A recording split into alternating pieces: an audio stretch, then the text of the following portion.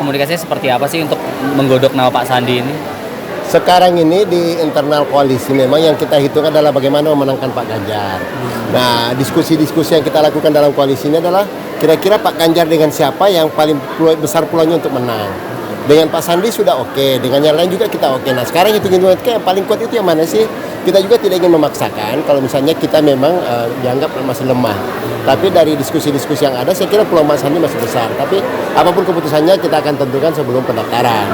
Jadi ambil kita kocok kiri kanan, kira-kira Pak Ganjar cocoknya dengan siapa, ya kita akan diskusikan terus dengan. Karena benar nggak, walaupun dipilih nanti Mahfud atau Khofifah itu tetap bersinggungan dengan konstituen P3. Jadi sebenarnya nggak masalah.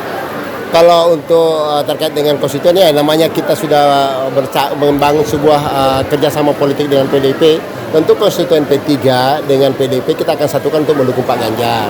Persoalan siapapun nanti wakilnya, ya saya kira memang kita usahakan. Sekali lagi kita masih usahakan supaya Pak Sandi yang mewakili P3, karena bagaimanapun Sandi adalah kader P3. Tentu beda kualitasnya penerimaan kader kalau kader sendiri yang kita dorong dengan non kader. Pasti begitu. Tapi sekali lagi upaya yang kita lakukan dari sisi struktur, ya kita pasti maksimalkan untuk dukungan ke Ganjar. Tapi sejauh ini yang kuat memang baru Pak Mahfud dan Bu Khofifah itu, atau seperti apa di? Saya kira kalau di koalisi Pak Sandi masih di atas, cuma kan kita belum tahu. Sampai belum ada keputusan itu final, belum ada yang bisa kita pastikan. Prof. Mahfud Amin aja bisa berubah dalam sekejap ya Pak? Semua bisa. Jadi kalau kata Bu Mega ini ibarat musik dance ini musiknya masih bunyi, pasangan itu masih bisa ganti-ganti.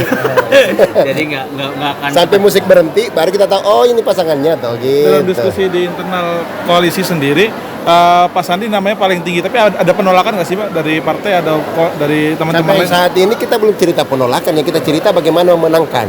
Jadi kita belum tahu ini yang ditolak ini nggak ada itu. Kita pokoknya menggodok siapa yang paling besar peluangnya untuk bisa memenangkan pertarungan.